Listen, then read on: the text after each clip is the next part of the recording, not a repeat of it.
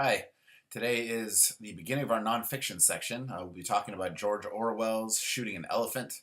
I will also go into some of what we're looking for when we read nonfiction. Um, okay, so first of all, when you're dealing with nonfiction, obviously we're dealing with facts, which is different from fiction. Fiction sometimes has fact in it, sometimes has the author's imagination. And you can ask of fiction, why didn't they choose to make this character live longer? Or why didn't they um, make this set in winter instead of summer? In nonfiction, we don't ask those kind of questions. We don't ask questions about why the facts are the way they are. The facts just were the facts, and the writer had to deal with them. Now, of course, we're pretty sophisticated readers at this point, and we realize that not all facts are created equal, that even nonfiction writers sometimes shade the truth or give one side of it rather than another. So we're always looking for their angle, and part of looking for what they're trying to accomplish here is seeing what's their narrative persona, what kind of narrator are they creating for themselves? Because this is not just the George Orwell on the page. This is sort of the Orwell narrator that the person Orwell created, and he did that to try to appeal to the audience directly, to try to create the most effective mode of communicating. So, what we look for instead of why are the facts this way when we're looking at nonfiction is why is it structured this way? What's put in here? Which facts are put in? Which are left out? In what order are they presented? Which ones do we dwell on? Which other ones do we skim over? Does the writer just sort of skim over? So the real question is structure. What goes in here and why? And usually, when we're looking at structure, we see how that connects, how they use their structure, and all the other formal elements that we see in things in fiction and in poetry, even when those come into play as well. We see how are they using these things in order to convey a certain theme or themes to the audience. So, what is their meaning or point that they're trying to get across? If it's an argumentative piece of nonfiction, then we're talking about a thesis. But in terms of reading sort of the literary or creative nonfiction that we will see with Orwell and O'Brien, then we're asking more, what are they trying to get across to us? What do they want us to take away as their readers? Okay, with Orwell, we're dealing with one of the giants here, giants of nonfiction, but also of fiction, literary criticism, essays. So he's probably best known for his two novels, Animal Farm in 1984. He wrote more novels than that, but those are the most famous.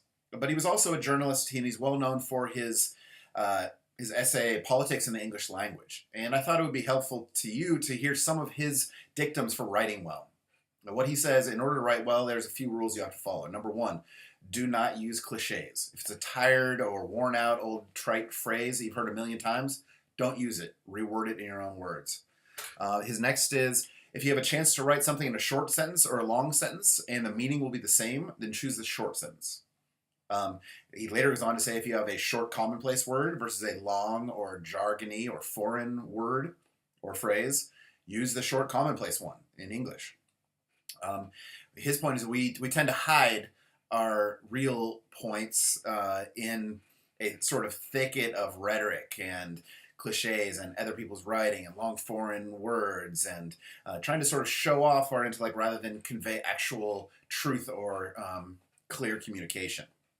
His next dictum is, if you can cut anything without losing meaning, cut it, which I think is true of a sentence, of a whole essay, of a book. If it can go, then get rid of it. If it's essential, then keep it.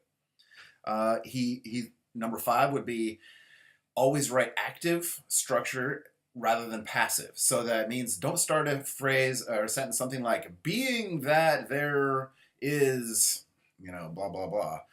Don't start with the gerund, the ing. Don't start backwards. Start with the subject verb. So George Orwell states would be clear, active start to a sentence. So whenever possible, he's saying, unless something is acting on you passively, as in something is happening to you or to this narrator, then it's got to be an active tense.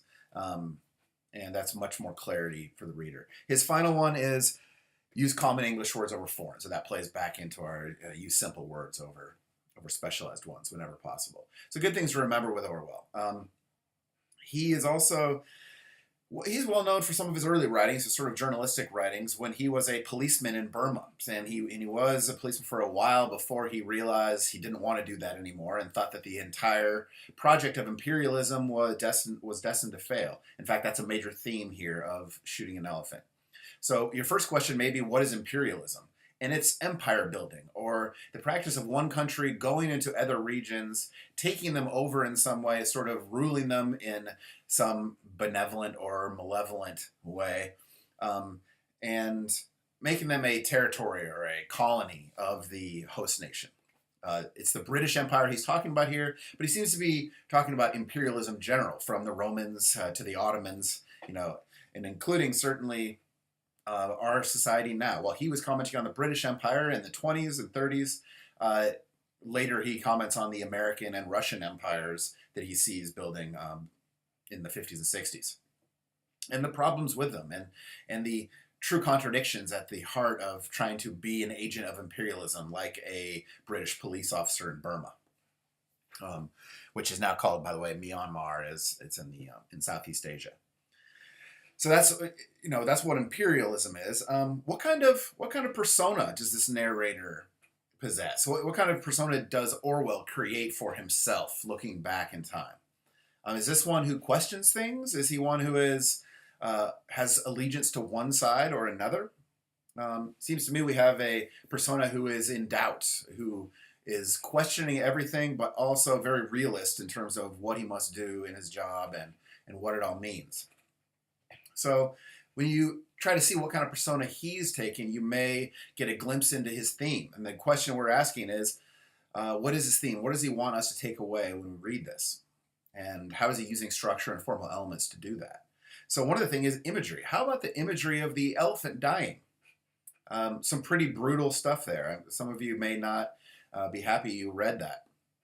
It is somewhat disturbing seeing him trying and failing to kill this elephant, and the reasons he does it.